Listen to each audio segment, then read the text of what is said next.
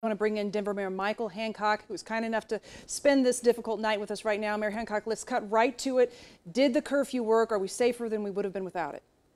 I think for the most part, people are compliant. And obviously, we saw downtown, as we expected, that there would be a few people who would try to defy the order, and we would have to move them out of the area or have to arrest them. Fortunately, only 8 people have been arrested. We've had to remove some weapons off the street, and thankfully, we were able to avoid, any serious injury or worse. I think the law enforcement downtown have done a very good job at demonstrating restraint and patience as they've executed a plan that has done exactly what we wanted it to do, and that was to clear the area.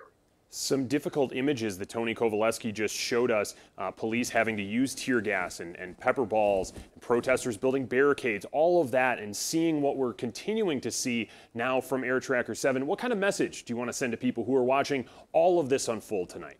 One of the things I will say this. One is we have removed some serious weapons off the street that were part of the people who embedded themselves in what otherwise were peaceful demonstrators who came to talk about a very important issue following the tragic murder of George Floyd. Our officers demonstrated restraint and patience as they clear the areas. Exactly what I thought might happen this morning when we decided to implement the curfew. A very difficult decision to make was that the people who will remain will be the exact ones that we thought would be the ones that demonstrate to us exactly who they are. They had their actions nor their motives have anything to do with honoring the lives of George Floyd and those who we are standing united to say we must never allow this to happen again. These folks wanted to provoke and they wanted to bring violence, and that's exactly what they try to do. They are showing us exactly who they are and what they are by their actions tonight. And Mr. Mayor, after everything that we saw tonight, what do you expect to see tomorrow night, another night under curfew? Well, another night under curfew, and we're going to follow the same strategy.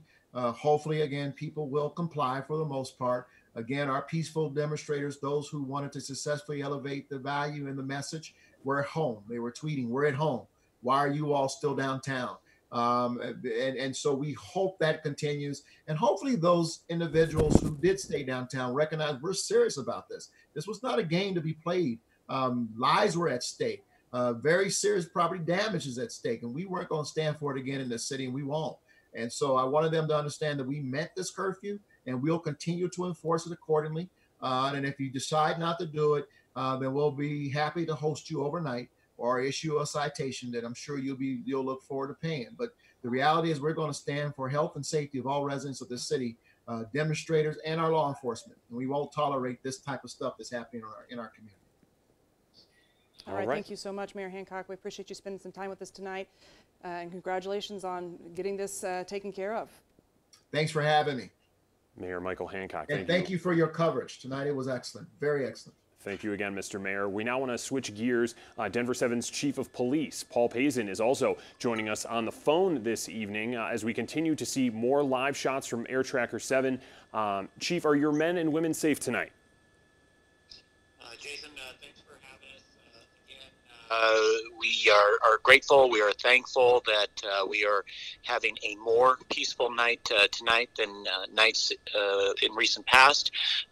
Again, we want to thank the peaceful protesters from earlier today who got their message out and did it in a responsible and peaceful way.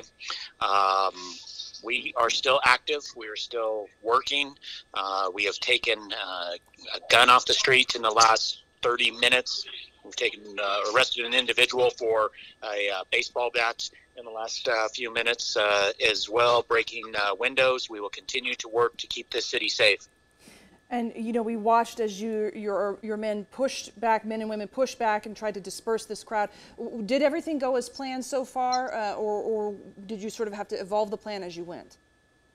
So, again, I would like to give praise to the women and men of the Denver Police Department, the Denver Fire Department, the Denver Sheriff's Department, the Denver Paramedic Division, and our mutual aid partners who work together to help us keep this city safe and prevent the violence that we have seen where individuals have hijacked peaceful protests and turned them into something that they definitely shouldn't have.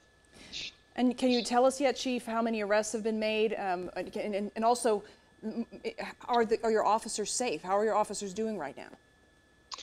Again, this is still a dangerous situation.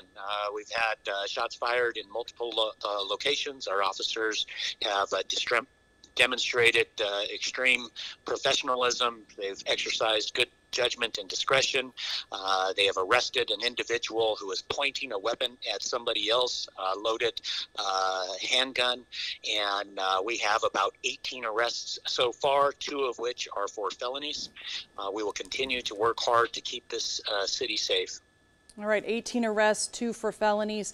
Right now, it looks like no officers were seriously injured.